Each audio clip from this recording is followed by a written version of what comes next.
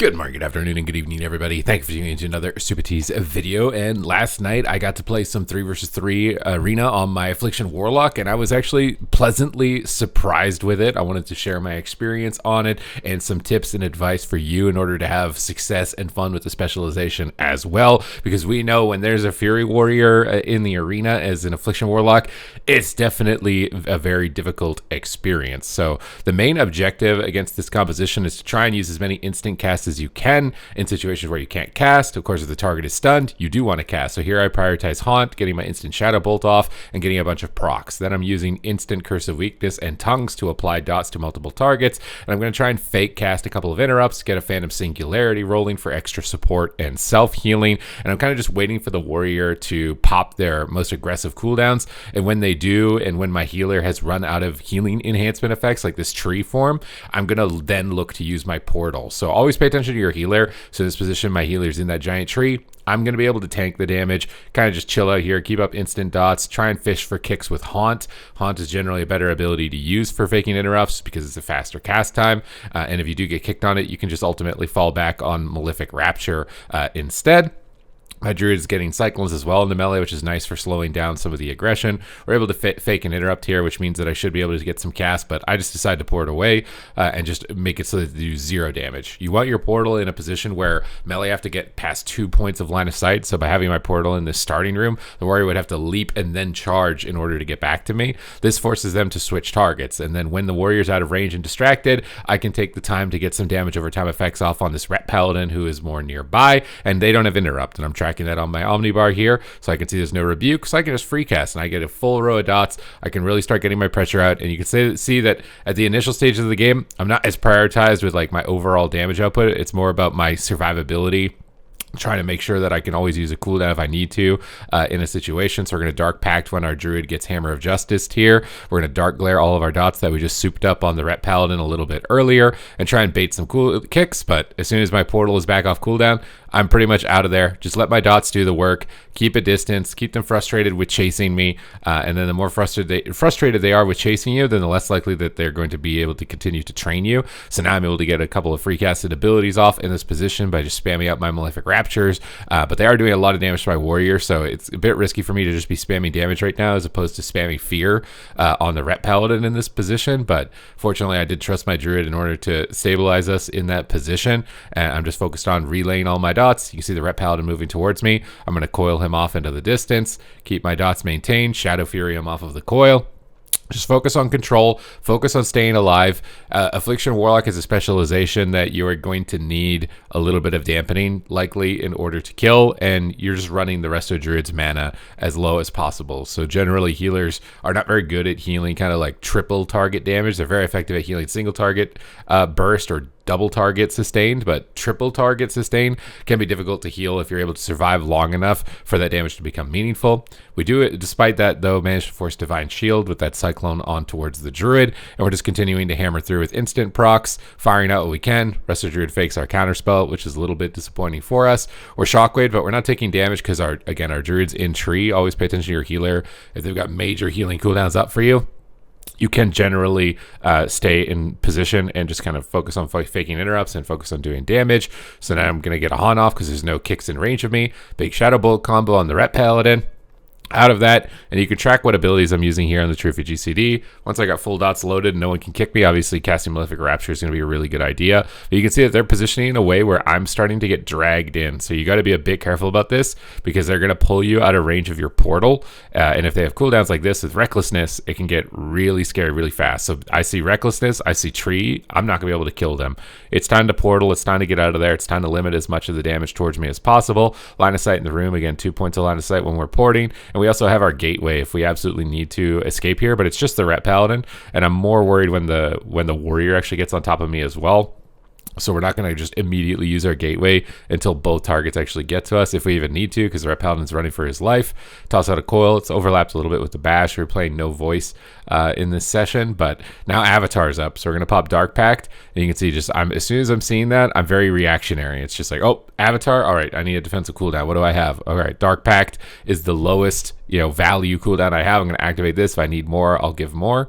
And then we're back to trying to focus on getting interrupts. You can also use Soul Burn and lay down a gateway on Spear here, which is something that I probably should have done. Soul Burn gateway, and then you can gate right out of the Spear, and you don't have to worry about getting pinned as much in this position. I just use the Haymaker, Culturian Warlock, OP, punch the Fury Warrior off of me during the Spear. He doesn't expect it, and now I can start getting some Shadow Bolts off and really start rotting down the enemy team, who is going to start to struggle very soon in this match with how low their mana is starting to get. So we're maintaining dots, tongues on the Druid, still using the instant weaknesses on the Ret Paladin and the Warrior to maintain our dots, and then we're just going to portal away from the Crusade of the Ret Paladin, which is another kind of cooldown, which we can see tracked here next to my little bar.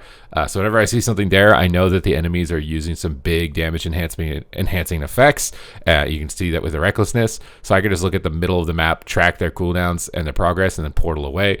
Now it's just the Ret, so I'm less worried. If he kicks me, I can just Malefic Rapture. I'm not too worried about this. I wanted to Malefic Rapture him in this position anyway, so either he would have got stunned and I would have Rapture, or I get kicked and I can Rapture. Either way, it's a win-win for me. Now both the Warrior and the Ret Paladin, though, are on me, so this could start to get a little bit dangerous. Got to get Reflect off. Try to use Corruption to get Reflect off.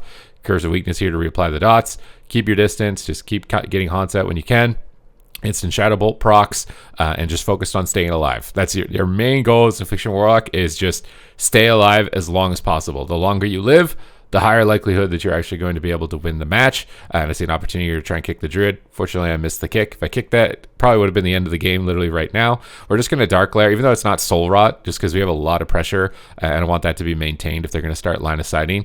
And then we're going to focus on reloading dots, Shadow Bolt procs. We've got Soul Rot coming through, so we can just Soul Rot now, get a massive proc with that, with double Soul Rot, Haunt combo into Shadow Bolts, and we are basically ready to rock and roll.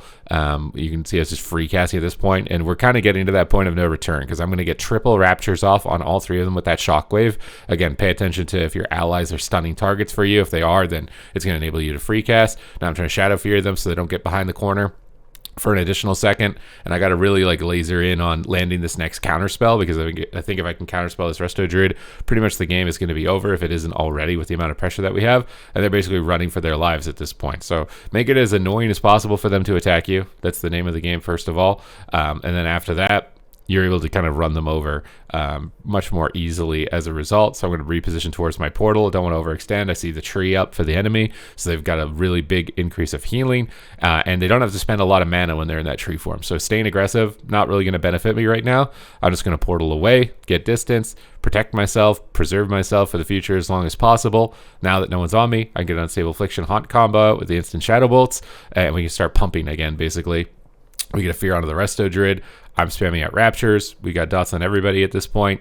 With Spell Reflect, it's a little bit annoying, but we're just going to keep spamming Raptures, trying to get our pressure going. They've sort of recovered, though, and our Warrior's taking some damage here, so fearing is not a bad idea. So spamming Fear on the Ret, just trying to take him out of the game for as much as possible. And you can also use Fear Dispels to bait Dispel, so you can coil. So if you have coil, now I can coil, and there's no Dispel for it.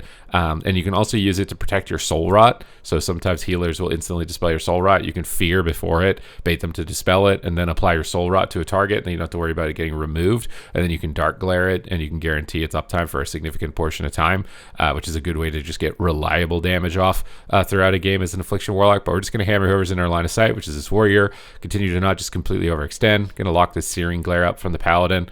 Try and limit some of their support as well for the team. And their Resto Druid is pretty much almost at checkmate, right? We can see their mana is critically low at this point. So we're getting close to the finish line. We've managed to march our way through this Ret Warrior for quite a while, and we're slowly but surely getting to the finish line. So we can go for Soul Rot, we can go for Haunts, we can get our Phantom Singularity rolling here. We got all of our big dots basically, so I'm just going to Dark Pack so I can stand still and kind of just hammer damage through with instant Shadow Bolts, instant Raptures, try and Shadow Fear them around the corner, try and get them under as much control as possible and contain them to be able to finish this, because the Warrior's so low. He gets a big heal, so we got to reload dots over here onto the Resto Druid. And honestly, really attacking Resto Druid is a good idea. That way you've got triple pressure. They can have Life Bloom on 3 targets, so one of those targets is not going to have Life Bloom. That target's going to be taking a lot of damage. We fake an interrupt from the Ret Paladin. Now I can free cast Raptures in front of their face and continue to hammer down with our Soul Shards. Paladin's starting to line of sight though, so we're going to reapply dots with Exhaustion as soon as possible. Go for Haunt Shadow Bolt combos, maintaining that here onto the Warrior. But I should likely look for maybe spreading a UA off of the Druid onto the Warrior. I don't really hate right now that I have a UA on the Druid, but maybe a UA UA on DPS wouldn't necessarily be bad here. So swap the UA, Shadow Bolt proc, Druid's completely We've survived for 5 minutes. We've hit our reward. This is when we finally get our reward. This is when we finally get our just desserts. We finally survived long enough, and we can kind of just push them over and finish the match. So you can see that it's a slow burn.